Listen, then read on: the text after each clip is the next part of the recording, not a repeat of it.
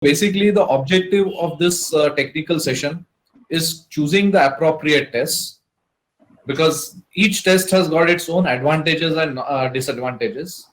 We should understand what is the accuracy of non-destructive testing methods, because there are a wide range of views.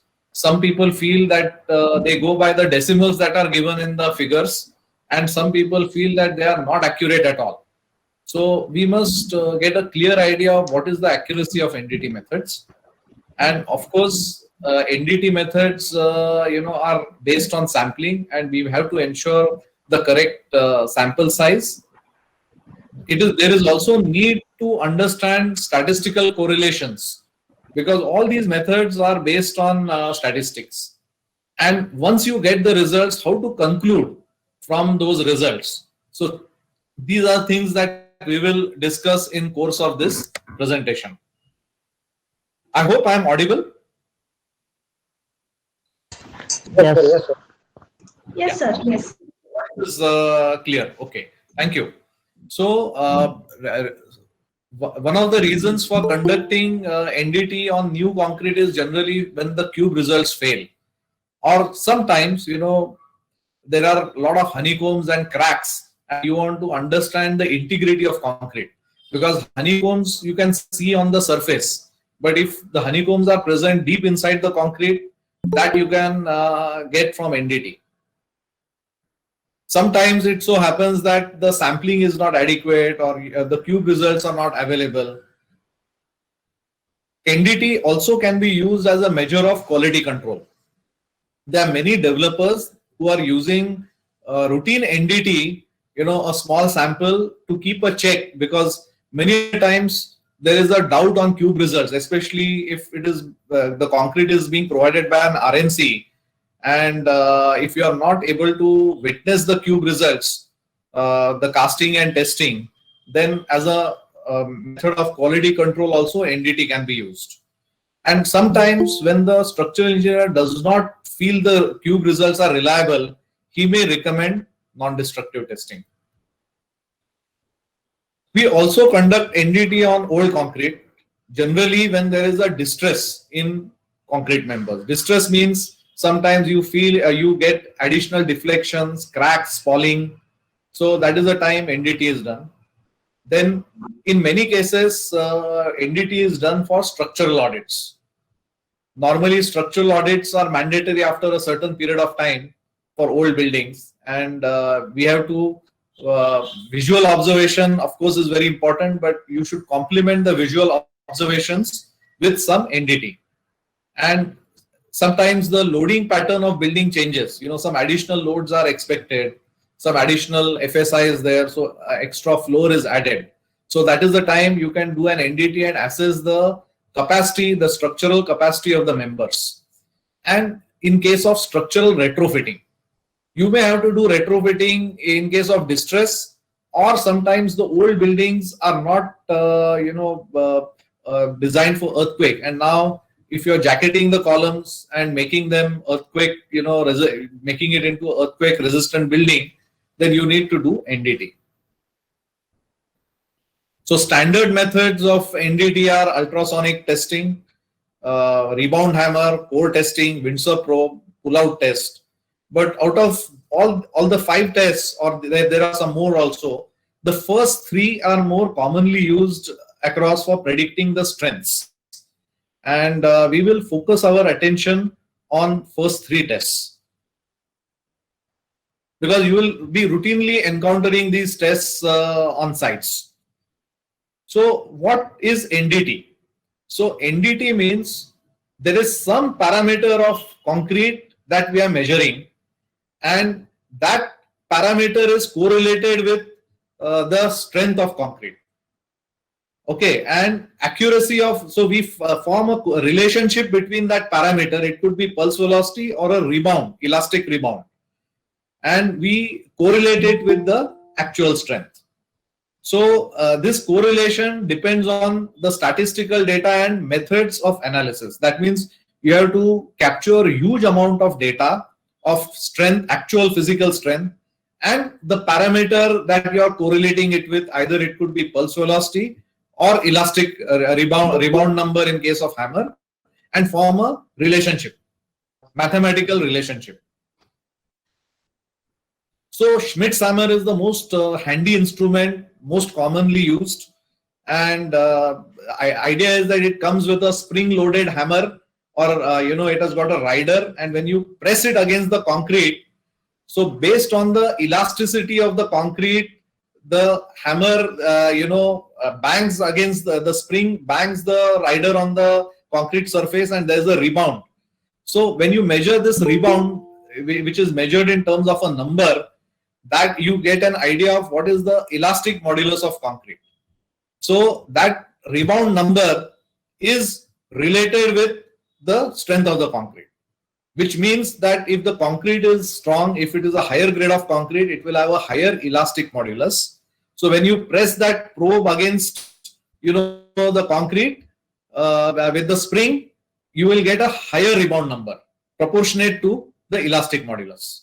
And the rebound number is correlated with the actual strength. Now, from where do you get the actual strength? Actual strength you can get either by testing cores or cubes. These are two methods. That means you can place a cube in a testing machine with certain load and take the rebound reading of that cube, by the as in the photograph, and then crush the cube and find the actual strength. So when you have large amount of data, you can form a relationship between the rebound number and the strength. So it very many advantages. You can take large number of readings very quickly, and it has got a reasonable accuracy, a reasonably good accuracy, and you can take readings from a single surface. You don't need two surfaces, and it is excellent for quality assurance. That means, let's say that you're routinely checking your concrete with this, so you will immediately come to know a particular concrete is slightly of a lower grade. Actual concrete in situ is of lower grade than some other concrete. So that difference between the two concrete surfaces can be found out. But it has got certain limitations also, that it takes only the surface characteristics of concrete. That means if the surface is good, you will get a good reading. It will not be able to identify problems that are deep inside the concrete, whether cracks or honeycombs. Then the accuracy is not, it is reasonably okay, but not very high. It needs frequent calibration. Dangerous thing about a hammer is that it's a spring-loaded mechanism, and that spring can go out of calibration. So you need an anvil and a frequent, check whether that spring is calibrated. And the readings are, as per what is expected by the manufacturer. And it is not recommended for old concrete, because there's a lot of carbonation in old concrete. Though you can use it with certain corrections for carbonation, then there are these parameters that affect the readings. It is the skill of the operator, the carbonation of concrete. Carbonation means any concrete, when it is exposed to atmosphere, the carbon dioxide in the atmosphere reacts with the lime that is generated in the concrete to form calcium carbonate, and that hardens the surface. So what happens is, when the surface becomes hard, and which is there for only few from the surface, when you take a reading on the surface, you are likely to get a higher reading because of carbonation. So you have to apply a certain correction when there is a possibility of carbonation. Then surface moisture also, when the moist surface is there, you are likely to get a slightly lower reading. Then size of the member also sometimes makes difference, whether it's a very slender column or a very large, mass concrete. If there is a steel bar below the surface, sometimes there is very little cover, and when the cover is less, it is possible that the steel bar is just 5 mm below the concrete surface. So that can affect the readings. And of course, the age of concrete is also a factor. So generally, I would say that you should not use hammer readings on a very, very, less than 7 days, and after 1 year. If you're using it after 1 year, then you have to apply proper corrections for carbonation. So sampling is when you use a Schmidt hammer, you have to identify pores, different dates as per the dates of casting, and sampling is generally 15 to 25% of the members.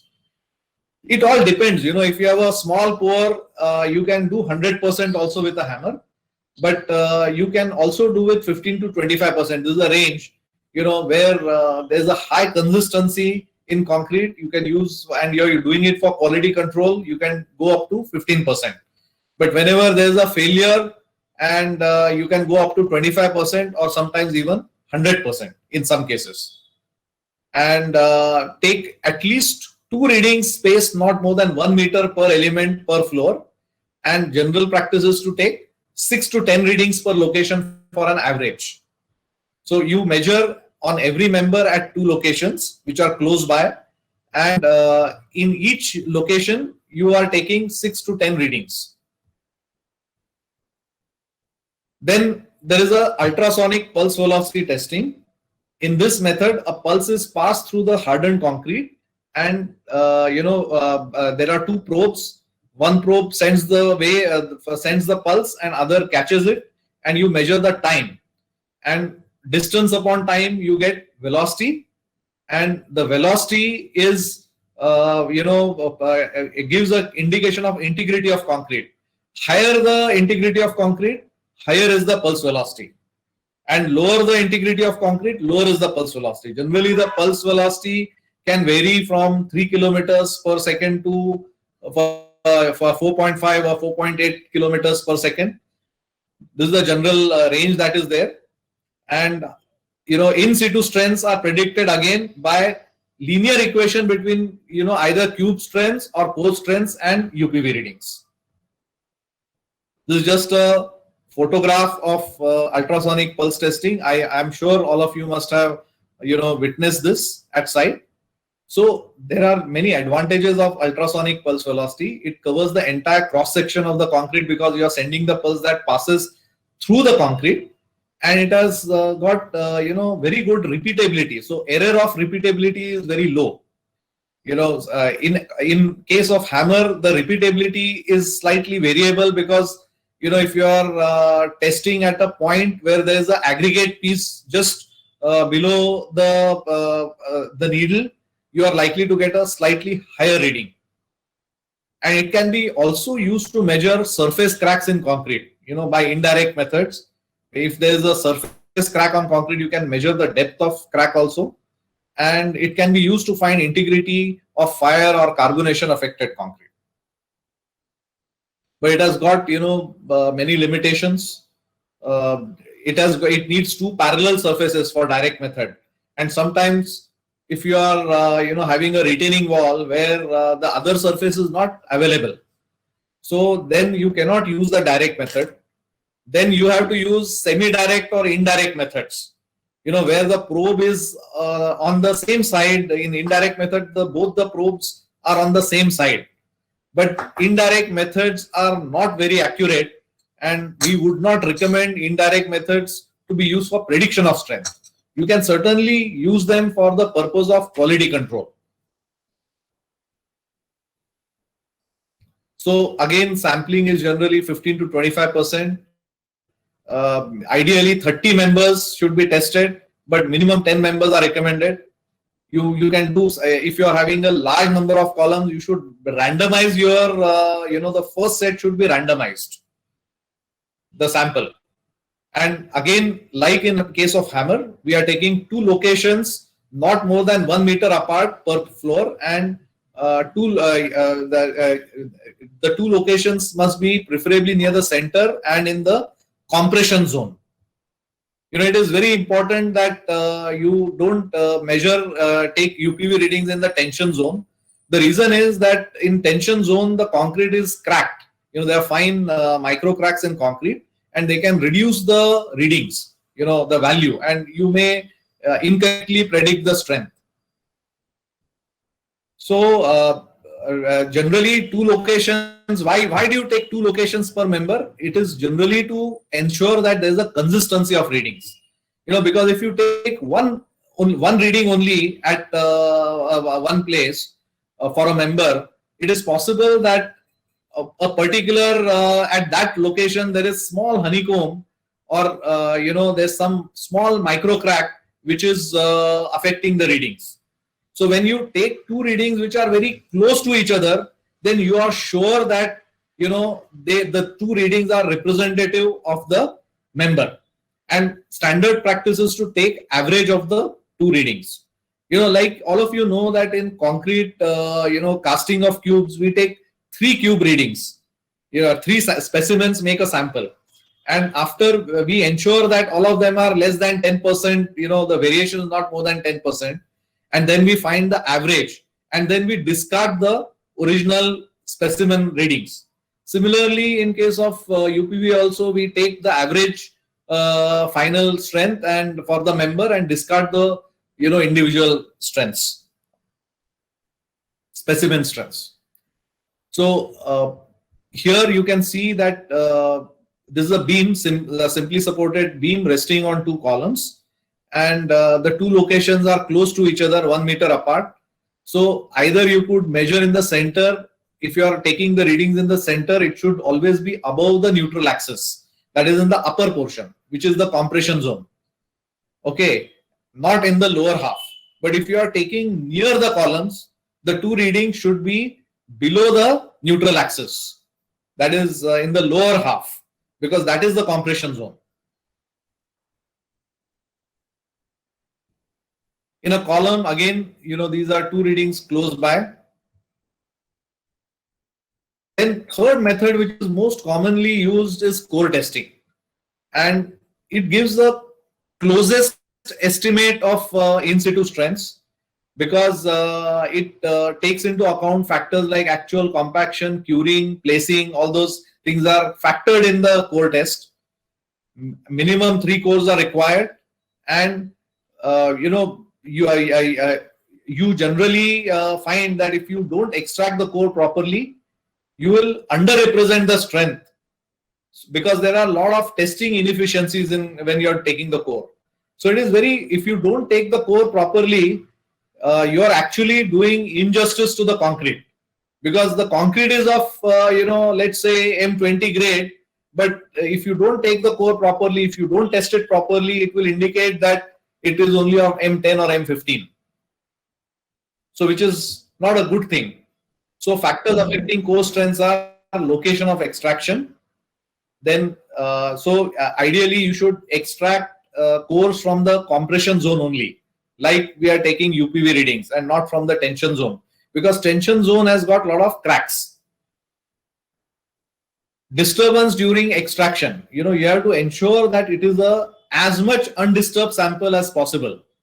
If there could be a disturbance when your core bit is very close to the reinforcement.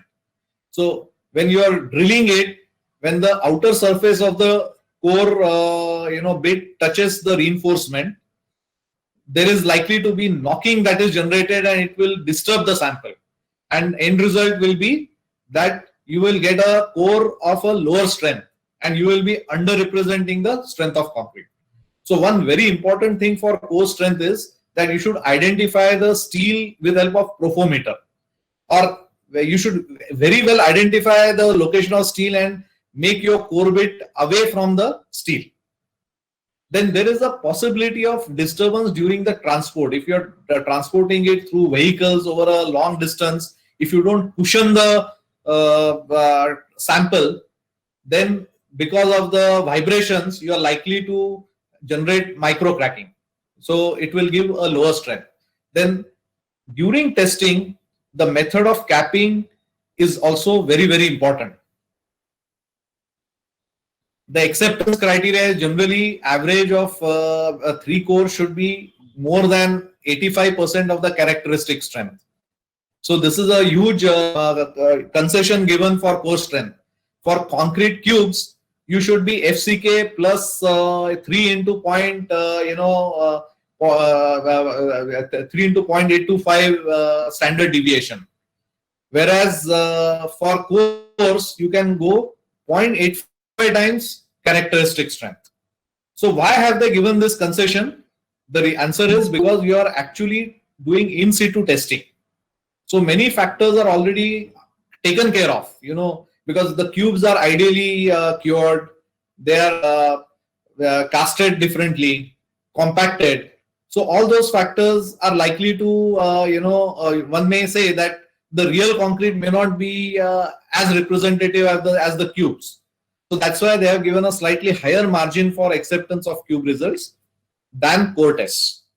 And for individual core, you can even accept up to 0.75 times the characteristic strength. So you will find that, for M20, even core average core strength of 85 times means 17 MPa may be acceptable. And individual core strength also can be 16 MPa for a M20 grade of concrete. The precautions for extracting a core: always prefer a diameter more than 75 mm, because our experience is that cores of 50 or 60 mm give generally lower strength because there's a greater likelihood of disturbance. Of course, it depends on the congestion of reinforcement. If the reinforcement is highly congested, then you cannot have a larger diameter. Then also take cores very close to where UPV readings are taken. So generally, we recommend that you should not use only hammer, only UPV or cores. The recommended practice is to use all three of them. The methods, NDT method, should be used together, ideally. So wherever you are taking the other NDT readings, you should take the core readings very close to that. Use Profor to mark the reinforcement and avoid touching the steel. And select 50% of members where UPV readings are low and 50% readings where UPV readings are high. That means, let's say that you are sampling, 20 columns, and you have taken UPV readings and hammer readings on all the columns. And you want to take now, you generally would not take a core in every column. You will take 6 or 9 cores. So these 6 cores, if you're taking 6 cores, then at least take 3 cores where you are getting higher readings and 3 cores where you are getting lower readings. So you are covering the entire range. Avoid locations where UPV readings are abnormally low. Sometimes you may have in a particular specific case where the readings are very, very low. Avoid, because you will not be able to generalize based on that. And precautions are: in beams, take only cores from the compression zone. I mentioned that. And in columns, take core from the middle portion and the center of the longer dimension. That means take it from, there's a longer dimension, so that is preferred to take it from the longer direction, along the longer direction.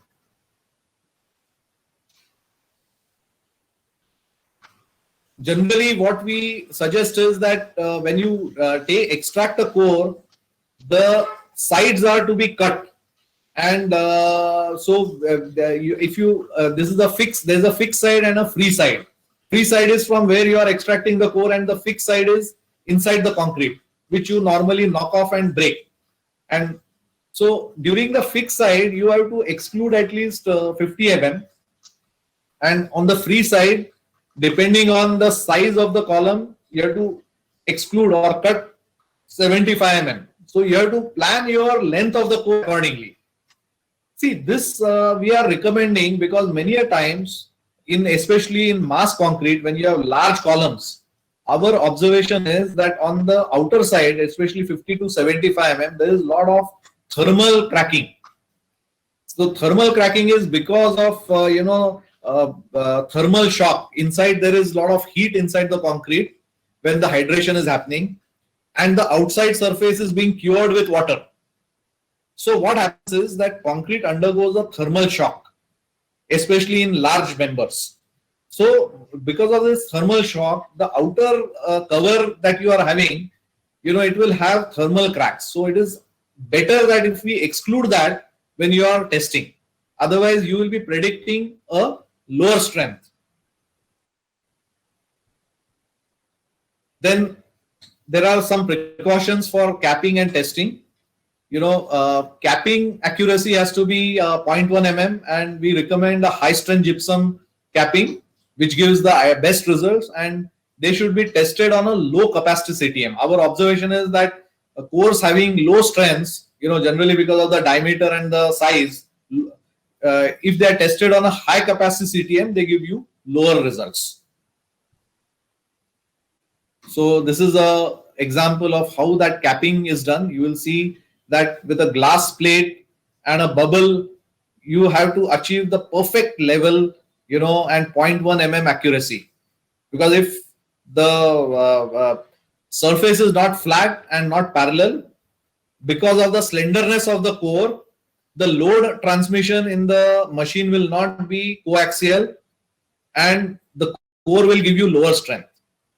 So actually speaking, any of the testing efficiency, if you don't do anything correctly, in case of cores, you are always going to predict a lower strength. And this is a gross injustice to the concrete. This is another photo. Now, let us come to uncertainty measurement in concrete. I have already explained the three standard methods: the Schmidt's hammer test, the UPV testing, ultrasonic pulse velocity testing, and the core testing. All of them have certain advantages and disadvantages.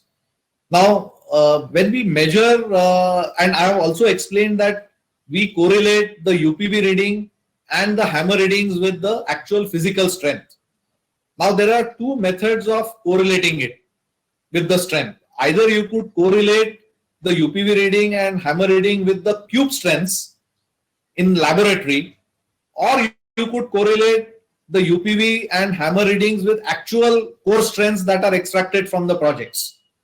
In both the cases, you require a large database to form the mathematical equation.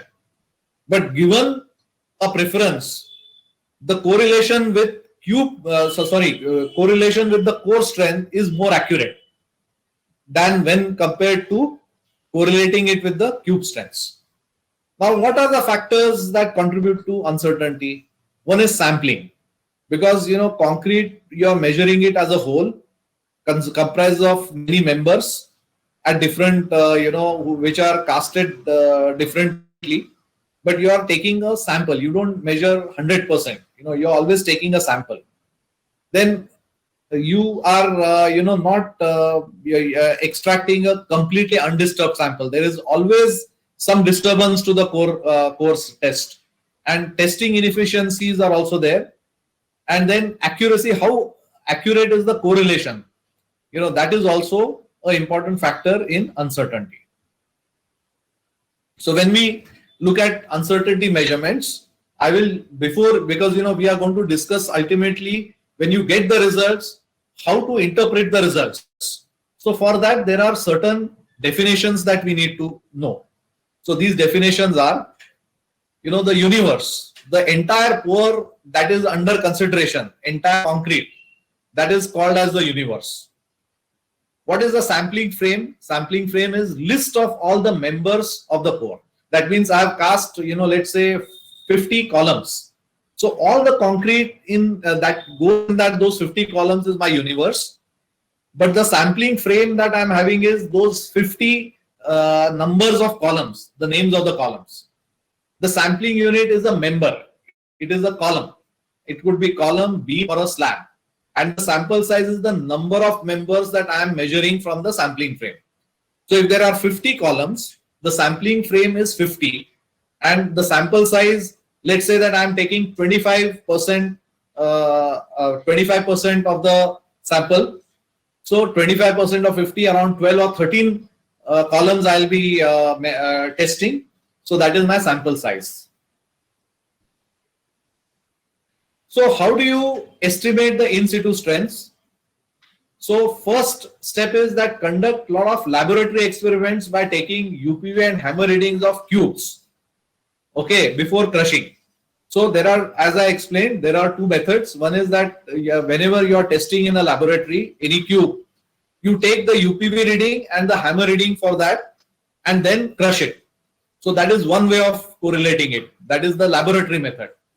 The second method is that when you are doing on-site testing, you at whichever position you have taken the UPV reading, you also take core, extract a core from that location nearby, very close to that, test it, test the core, and then find the correlation. Then correlation means what? We find the equation y is equal to ax1 plus c. This is a single equation. So there are again two options available. One is that you correlate the strength with only either UPV reading or hammer reading, which is single regression, or you correlate the compressive strength with both the readings together, which is double regression. So given a choice between single regression and double regression, the double regression is more accurate. What does it mean for you? It means that rather than predicting the strength from either UPV reading or hammer reading, it is always better to correlate it with both of them together for better accuracy. And there are terms like standard error. So whenever you are taking readings or testing based on sampling, so you may select, like I gave the example, that you will select 13 columns out of 50 for testing, or for estimating the strength of the core. So those 13 you could randomly select one set of columns or other set of columns. So standard error will give you a prediction of error if you take a different sample. Okay, so you may choose a different points. You may choose different different sampling frame. So based on that, there is certain error that is going to be there. So that is standard error. And confidence interval is the range in which the predicted value will lie. So whenever you are predicting strength with NDT, it is actually not the final finite value. Actually, there is a range in which those results are going to lie. Okay, plus or minus. So that range is known as confidence interval. And degree of confidence is what is the probability that the results will lie in that range. So that is known as degree of confidence. That means, suppose I say that it's a M20 grade of concrete, and my confidence I have predicted my strength as 18 MPa. Okay, and my confidence interval is 3. Okay, 95% confidence interval is 3. So it means that there is a 95% probability or 95% chance that my results of the entire concrete, that is the universe, wherever I measure, will be within the range of 18 plus or minus 3. That means from 15 to 21. And then there is a parameter called correlation coefficient. So I'll explain that better. Correlation coefficient indicates how good is the correlation. That means if the value normally would range from 0 to 1. So if it is very close to 1, let's say 0.99, it means that there is a very good correlation between the strength and the parameter that we are using to predict the strength. It could be UPV reading or hammer reading, which means that if I'm getting a high correlation value, I know that I'm going to predict my results with higher accuracy. So this is a case where R value is 0.41. So you can see the scatter. So which means that in this case, it is not correlated. The strength and the parameter are not properly correlated. And any result I try to predict will have a very large, variation, or, standard error also will be very high. So R value is something that is to watch for whenever you are reading any NDT results where they have correlated certain hammer readings or UPV readings with the strength. You must check what is the R value for that reading. And of course, I don't expect you to do, statistical analysis, but as long as the R reading is more than 0.8, you can be sure that there's a fair amount of accuracy that is there in the prediction. So this is the range. If the R value is 0.7 to 0.8, it is low accuracy. When the R value is 0.8 to 0.9, it is medium accuracy, and 0.9 to 1 is excellent accuracy. So actually, there are many people who don't give the R value. They just give you some UPV readings, some hammer readings, and some strength reading. But you don't know how good is their correlation, what is the R value of that. So if you don't have the R value, you will never know what is the accuracy. So, and when you use individually either Schmidt's hammer or UPV, the R value is generally 0.7 to 0.8, which is generally low. When you use together UPV and hammer reading, which is double regression as I mentioned, then your R value will be 0.8 to 0.85, which is medium accuracy. And if you use all of them together, which is the best practice, UPV, Schmidt's hammer and a few cores, so you will get a relatively high accuracy. So again, there are certain advanced statistical tools that are available, for more accurate prediction of concrete, which I will not go into the details, for this particular session. But, generally speaking, what we say is that the concrete has got a large scatter, each dot represents a set of results. So you will see that the scatter does not show a good correlation, because you have M10 grade concrete to M60 grade concrete, a wide range, with different types of with GGBS, with flash and all that. So if you try to correlate all such big data with a single equation, you will not be very accurate, as you can see from this line. But if you are able to form clusters and have a separate equation for each cluster, then you will always be more accurate. That is the point that I'm trying to make. We will not get into the details of the advanced methods of analysis, but the only point is that if your correlation is specific to a cluster, then you will always be more accurate than using one standard equation for all grades of concrete. Then how do you determine the grade of pore in NDT? So normally you will always find that when you see any particular result, you will always have some member ID, then you will have UPV reading or hammer reading or both, and then there will be a strength value given generally. So the practice is one thing. I wanted to make it clear that when you are predicting a strength of concrete in a pore, you are generalizing the strength. You are not trying to measure the individual strength of members. Okay, even when you are casting cubes, okay, you cast 3 specimens for one sample. Okay, if it's a, let's say, 50 cubic meter concrete, you will generally cast 3 or 4 samples, and each sample comprising of 3 specimens for 28 days. So you are measuring concrete from each batch of concrete that is coming to you. You are generalizing, you are taking only certain samples and you are taking it together, taking the average of 4 consecutive samples and then trying to represent it by the, as the strength of that pore. Okay, so as you are doing it in the actual casting of cubes, in NDT also, individual, members, when you are, especially when you are doing sampling, I'm not doing 100%, measurement.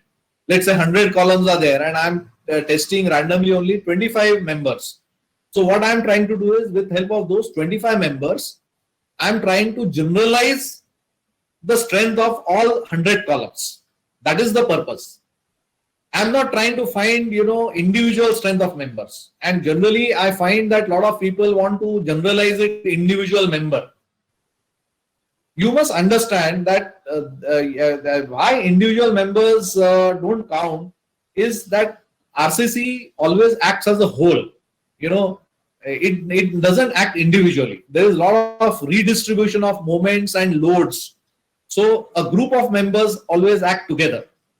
So when you are talking about a pore, it is always important that finally, okay, you have individual strength values, but you must find the average of those all those core values and represent it by a single number, okay, for that particular grade.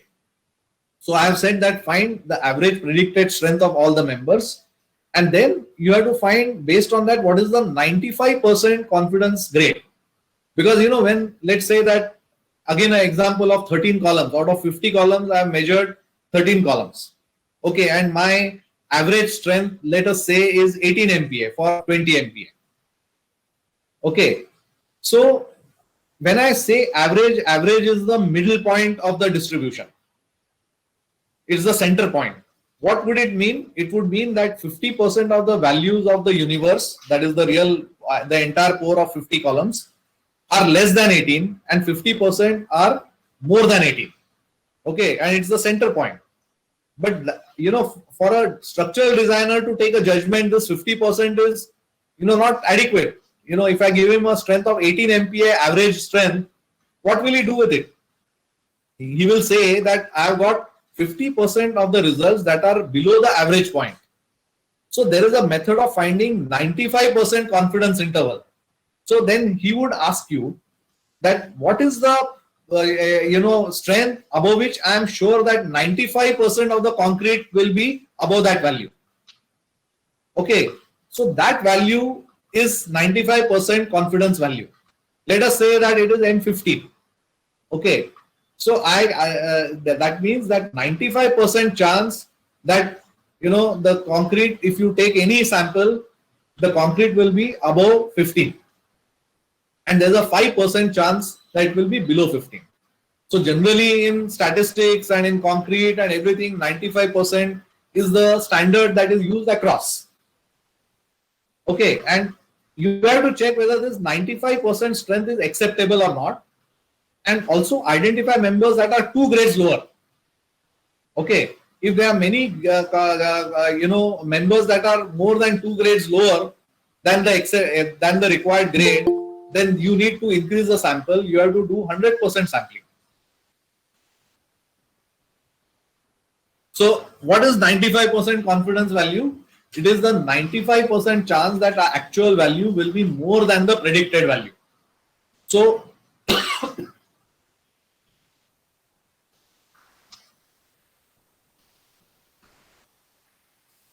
for example, I have said that 95% confidence value is 24, which means that, this is another example, that 95% probability that actual strength is above 24.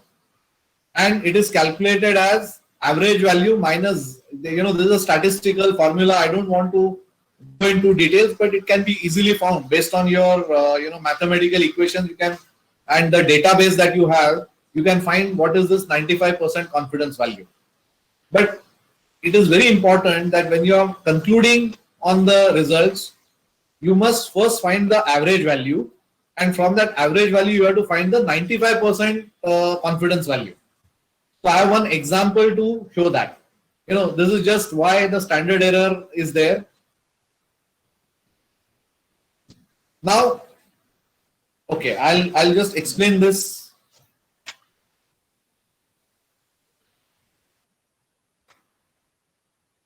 Strengths predicted by NDT. Let us say that I have these 12 columns or 12 columns and their strengths, and the grade of concrete is M30. Now you will see that these are the predicted strengths: 31, 26, 24, 33, 34, 27, 25. So what would you do with this? How do you conclude whether this concrete is okay or not okay? Now somebody would say that this is 23, this is 24. Okay, so idea is, the first step is that you find the average predicted strength. So I find the average. Let us say that average is 27.58 average, which is the middle point of the distribution. Okay, and I have got from my database standard error is 4.3. So finally, the 95%, how these values have come is not for me to discuss in this particular lecture. But point that I am trying to drive is from 27.58, I found out the 95% value, which is 19.926.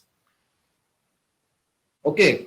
Now the structural engineer will have to decide that for a grade of concrete, which is M30, whether 19.926 is acceptable or not.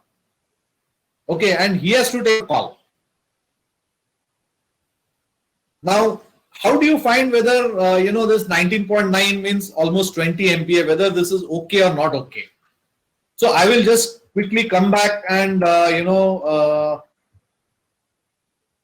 sorry.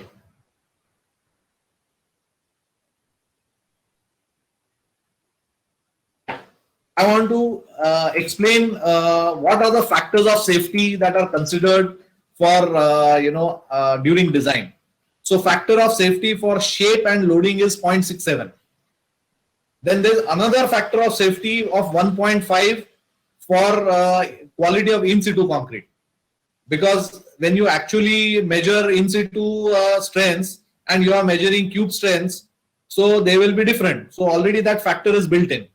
And then there is another load factor, that there is a chance that the load will be more than predicted. So there is another factor of 1.5. So the net factor of safety, when you look at it, you are taking only 0.3 of the actual grade of concrete, characteristic strength in limit state. So I have this example, let's say that average cube strength of a pour is 24. So actually you are classifying it not 24 but 20 grade of concrete. Why? Because your concrete production, you are casting some cubes which may not be actually, you're not taking cubes from every batch of concrete, you're taking a small sample and there is likely to be a variability. So when it is average is 24, you're actually considering it as M20 grade. Then this factor of shape and slenderness, which means that actually you are testing a cube, but actual shape of the in situ concrete would be much slender. So they have said use a 1.5. So you are taking it as 13.33. Then factor for in situ concrete, you are assuming that the concrete will be well compacted, well cured, well placed, which may not be the case. So another 1.5 factor. So it is 8.89. And then there is a possibility of higher loading. You are assuming certain loading will happen, but there's a chance that a higher loading can happen. So again, 1.5 factor. So when it is average cube strength is 24, your the grade of concrete is actually M20, and the factor that your actual stress level that you are considering in limit state is only 6 MPa. Okay, so these are for different grades of concrete. You will see that M20, 25, 30, 40, 50, 60. The stress level, that is maximum stress level, considered 6 MPa to 18 MPa. So actually speaking, if you are doing M40 grade of concrete, the stress level considered is only 12 MPa in limit state. So this is all the factor of safety. 40 minus 12 is the factor of safety that is considered for variety of things. You may have a higher loading.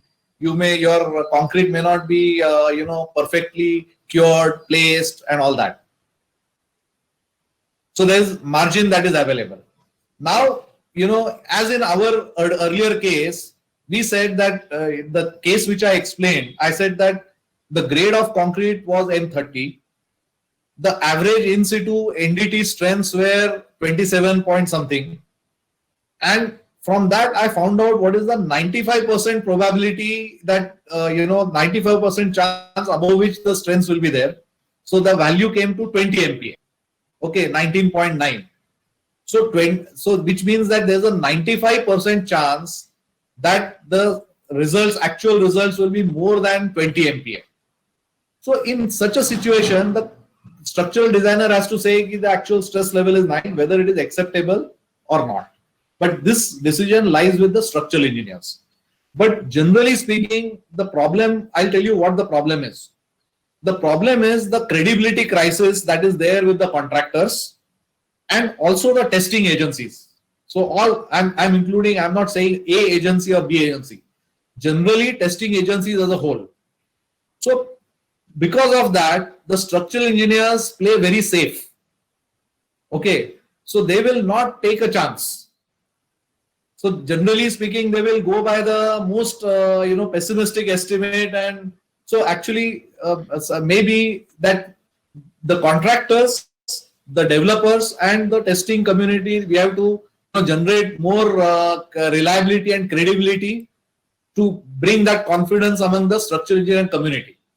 If we do that, many a times you will find that a few MPA lower results will become acceptable to the structural engineer.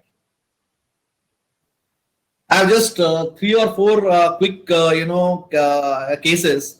Let's say that you have cast 48 columns and grade of concrete is M30 and average results, cube results are 24 MPa. So it's a failure. Okay. So this is the failure as per IS 456. So you would generally, take some, NDT plan. So let's say that you measure 12 members and take 6 cores. So this is the example that I was giving you, that you have tested 12 cores. And this is the, 19.926 is the 95% grade value of concrete. But if I have found this correlation from cores and not from laboratory cubes, I can apply a factor of 0.85 FCK on that. So I can say that although my in situ strength is 20 MPa, but equivalent cube strength, if I would have found, it would be 23.85. So you can compare it with 24 MPa because I have tested it with cores, not with cubes. So this is again, I have, explained some individual examples that, if an individual sample fails, that means you have 4 samples and only 1 sample has failed, then you can only use UPV, you only use hammer. Okay. Then if your entire sample has failed, it is above the characteristic strength, but below the acceptance criteria. That means, let us say that M20 grade of concrete and your average cube strength is 21 or 22. And ideally, it should have been as per acceptance criteria more than 24. So in such a case, you can use only a combination of UPV and hammer. You need not go for core test. But suppose your strengths are below the acceptance criteria and below the characteristic strength, then generally we would recommend hammer plus UPV plus cores.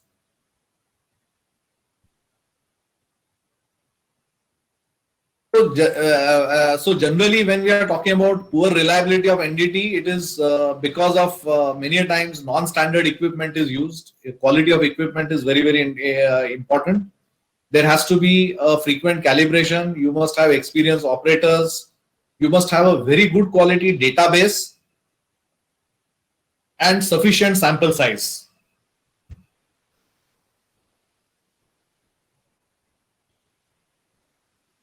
So I would, put, directly to conclusions. The best strategy for NDT is to use combination wherever the concrete is not meeting the grade. I would always recommend UPV plus hammer plus core. The R value, which I indicated, plays a very important role in accuracy. So you must look at the R value of the results and you must demand that from the agencies. 95% confidence interval is the value that governs the retrofitting strategy. So whenever you want to know whether certain concrete needs to be retrofitted or not, you must ask the agency to calculate the 95% confidence interval value and not go by the lowest value. Concrete is accepted or rejected as a whole and not in individual batches or members. This is very important. You're looking at a concrete as a whole. Don't look at individual results. And retrofitting strategy is never planned on individual members, but group of members whose predicted strength can be estimated with 95% confidence. That means, let us say that you're having a group of 50 columns. Okay. Now, many a times what happens is that generally the people say that, okay, you measure each and every column and then decide whether that column needs to be retrofitted or not. So actually speaking, on a single member, if I have to estimate the strength, by only 2 readings on that member, I cannot say that it is M20 or M25. 2 readings is a very small number. And so idea is that I must, decide the grade of concrete as a whole for a set of columns, and either all those columns should be retrofitted or left alone, depending on the structural engineer's, decision. So generally it is like this, that structural engineer is like a surgeon. Okay. And the testing laboratory is like a pathological lab. Now, it is job of the pathological lab to give exactly what is the grade of concrete finally. They should conclude that in our opinion, it is M20 grade of concrete against M30. They should not ideally give individual values. You may give individual values, but you should also conclude. So, and then it is the structural engineer's choice. Like a surgeon, may take his own call later after he has got the conclusion from the path lab.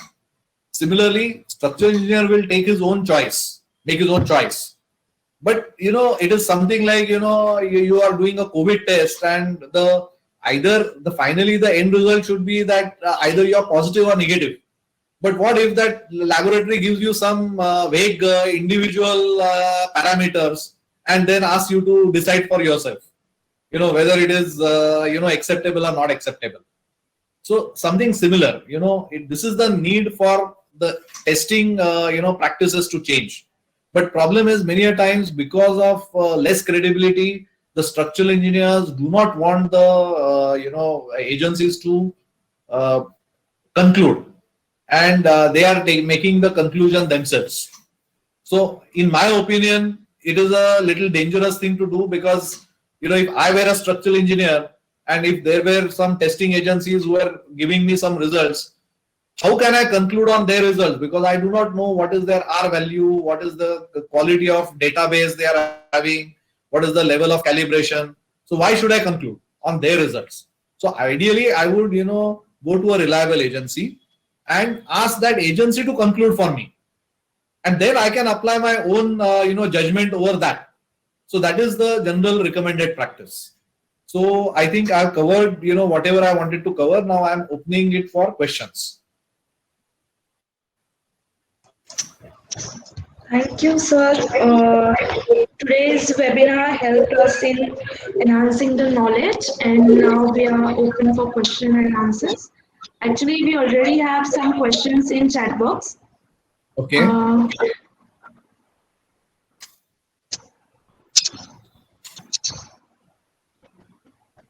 Someone is want to listen again about capacity of CTM for core testing. Capacity of CTM for core testing. Okay, I will, ask Vishwas to contribute on this. Vishwas, can you explain a bit more about, because, we are using 50 kN machine. See, ideally what happens is that whatever load you are testing, the accuracy of that machine is in the range of middle portion of that machine. Okay, the machines are not very accurate in the lower or upper 10-15%. So what happens is that when you are using a 2000 kN machine or 200 ton machine and you are testing a concrete core of, let's say, M15 or M20 with a diameter of 50 or 75 or maybe 100 mm, the area is very less, and so load is also very less. So if it falls in the lower side, you are likely to have a problem. So I would always suggest that for core testing, ideal is 50 kN machine or not more than 100 in any case. Never test it on ideally, unless it's a very high grade concrete, don't test it on a 2000 kN machine. Okay, the next is how much R value is good enough? I explained that, ideally it should be above 8. And if you are getting above 0.8, sorry, 0.8, it is less than 1. So above 0.9 is supposed to be very good. So above 0.8 is acceptable. Okay. Is it necessary to establish a linear relationship? See, it is not necessary. You can have a non-linear relationship also, but experience has found that most other relationships are linear. So go for a linear relationship. Making it non-linear will be more complicated. Across the world, whatever data they have said, they have established fair good amount of linear relationships. One more, sir. Please explain calibration correlation process in detail. Calibration, correlation process. See, calibration is one thing and correlation is different. Calibration is of the instrument. Okay, so hammer, when you are testing it on the anvil, there's a standard anvil on which you press, and it's a standard material. You are supposed to get a certain reading. Okay, I think Vishwas will explain the method of calibration better. Vishwas, can you chip in? You'll have to turn on your mic.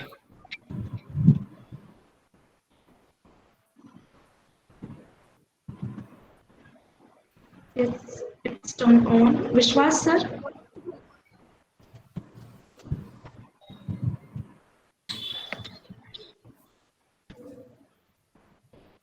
He is not audible, I guess.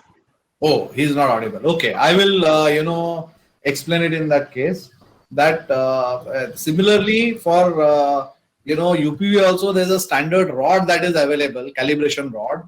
And when you place the probes, on both the sides, you are supposed to get certain reading. So you are supposed to check this because constant use can, change these readings. So you are supposed to verify. And if it is not coming in that given range, then you are supposed to get the machine recalibrated. So this is about the instrument. Okay, correlation is something that is different. Correlation is you are plotting strength values. You are plotting let's say that UPV readings or hammer readings, and then you are forming a equation, okay, to fit that into a straight line. Okay, and that equation is the regression equation. So that is correlation. And how good that equation represents the actual strength is given by the R value. Excuse me, Ujjwal good evening. This is Vivek Singh. Actually, this is my question. I just wanted to. I have recorded. Put that question there just for recording. But let me explain that. What I wanted to do was that as you said that we can go for regression equation of third degree also if I take all the three tests. The score, hammer, and UPV. So. And you also said that it is better that if UPV and hammer are correlated with respect to the cores rather than cubes. Cubes, right? Correct. So cube, I can understand there is a lot of space there where you can keep all the probes and testing. But in core of 100 mm dia, is it possible to do UPV? No. I'm not saying that you have to do UPV of the core. You have to do UPV and hammer of the actual member. Okay, there and core here. And then, so first I do UPV and hammer of the actual member, and then I extract a core which is very close to where I have taken the readings. Okay. And those individual data to be put into the yes. That is always correlated. Okay. Got it. Next is, how much accuracy we will get from NDT? How much? Accuracy we will get from NDT. See, again, that is what I'm saying, that it all depends on how good is the correlation and what is the method of analysis. Like if you're using only hammer or only UPV, the accuracy will not be great. But if you're using them together, you will have better accuracy. If you use with, core test, it will be even better. So I have given in range of R values. So, it could be, you have to actually put it, statistically and get the range. So, whenever you are having a high accuracy, your range will be much lower. Okay. The range in which you are predicting the results, confidence interval. One more question, may I? Sure. As your lab is old and you have got a very good database now, you can very well establish the 95% accuracy. What if somebody is new into it and does not have that big a database? How to go about it and still be accurate enough? You actually see, it is not that, our lab is, 25 years old, so we have got, 10,000 results and somebody has got 500. So idea is that you must have adequate sampling. Okay.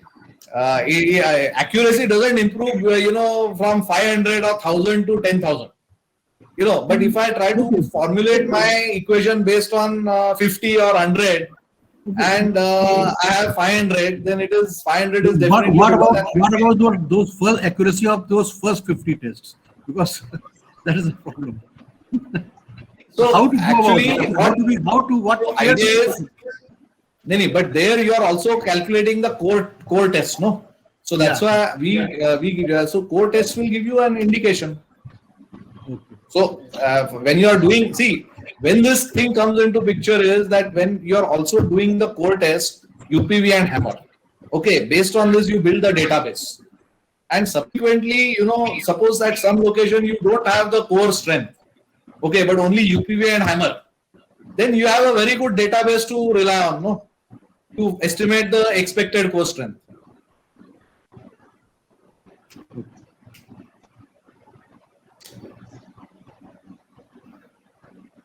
Hello. Yeah. There are many questions in chat box, sir. We'll take one by one. Yes. Hello. You said there should be 3 core samples for average results. How many core we should take in column, in single column or from different columns? Because area of 3 cores would be considerable. See, that is what I am saying, that if you are trying to conclude result of an individual column, okay, I want to know what is the strength of C31. Then I have to take 3 cores. But that is not the general purpose of any NDT.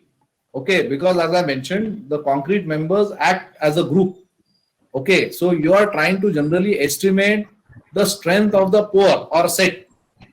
So for that, if you are not estimating individual strength for a pore, then for that pore size, minimum is 3, but then you have to keep adding up based on the size of the pore. And unfortunately, there are no clear standards. There are different standards mentioned different number of cores. So that is generally based on experience, individual experience. Okay. Next is for rebound hammer calibration. Rebound hammer calibration, can we first take rebound hammer on cubes and can proceed for exact structure? Yeah, that is also possible. You can take it on cubes and correlate it with, but actually, problem is that so that is one way of doing it. When you have less data, okay, but so you can at least correlate it with the cubes to actual in situ strengths, but it will not tell you the way cubes are being cured and the loading system of the cube is different than the actual member. So, but I would say that you can do that. That's also one way of doing it. If you have certain cubes available, you can test it on the cubes and then try to correlate it with the actual readings. Okay. But what you will, if you are correlating it, what you are likely to get is the expected cube strength. So you have to decide what you are correlating it with. So when you are looking at expected cube strengths, the acceptance criteria is different. Okay. What should be the standard core size where you can say it gives better results? Standard? What should be the standard core size where you can say it gives better Number of results? cores. Okay, I'll just.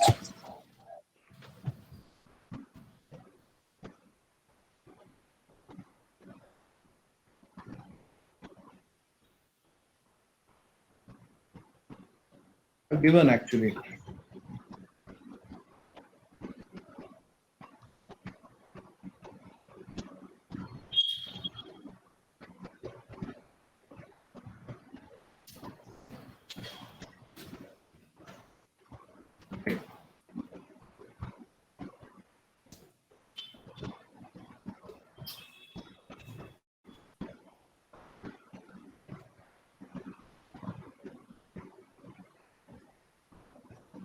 Okay, it is there. Actually, I have said that, for first 30 cubic meters, you can start with minimum 3 cores and add, 3 cores for every additional, after every 30 or 40 cubic meters, you can add 3 additional cores. Okay, but this is bare minimum. Actually, what happens is that number of cores is, dependent on, what is the variability of the data. Okay, because I am trying to represent the entire mass by a set of core values. Now, if my consistency is good, if I'm generally speaking, I would always do UPV and hammer first. Okay, so I will get an idea of what is the consistency of concrete.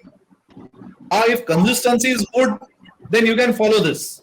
But if the consistency is not there, if I'm getting a large variation in strengths in my UPV and hammer data, then I must increase my number of cores proportionately. So this is slightly judgment based, and that's why there are no clear standards.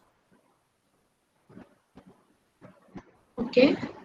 So that means, for a 30 cubic meter concrete, if I'm having very consistent concrete, I may take only 3 cores. But if it is, I find that there is a lot of variation, then I may have to increase it to 6 or 9.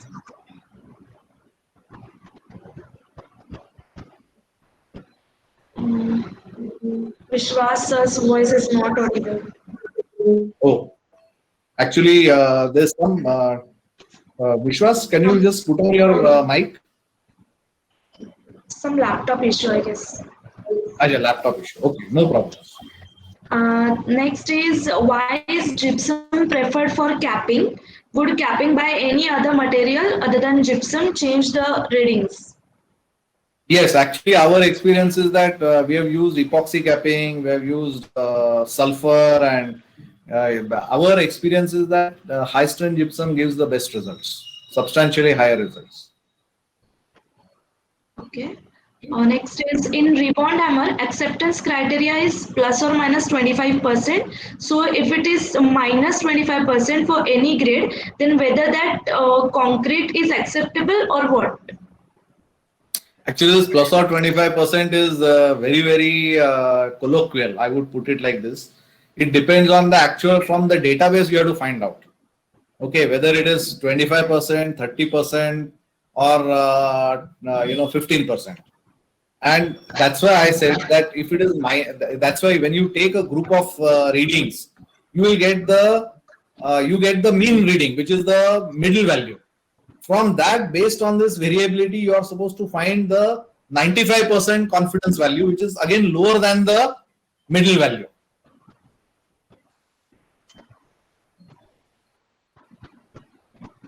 Okay. We'll take last 2-3 questions. How we get cracks ratio from UPV test with, how we get a cracks ratio from UPV test with whole cross section of any structure, and how is the process of it? Actually, there's a detailed method that I cannot explain now, but it is based on trigonometry. We can generally find the depth of the crack. You take 2 readings, you identify the crack and take, one reading at maybe X distance from both the sides of the crack, and another reading at 2X times both the sides of the crack. And based on that, there is a mathematical formula from which you can estimate the depth of the crack. It's a trigonometry problem. Okay. Any standard criteria mentioned in IS code for the samplings? Actually, for NDT, hammer and core, as I said, they have not come out with a clear-cut criteria. It is based on judgment. So generally, sampling is taken as a percentage. So as I mentioned, that general acceptable percentage is 15 to 25%, especially when the number of columns or sampling frame is very large. If it's a small sample, then you can go for 100% also. And that this variability 15 to 25 or whatever depends on the variability. How much nobody knows what is the variability of data.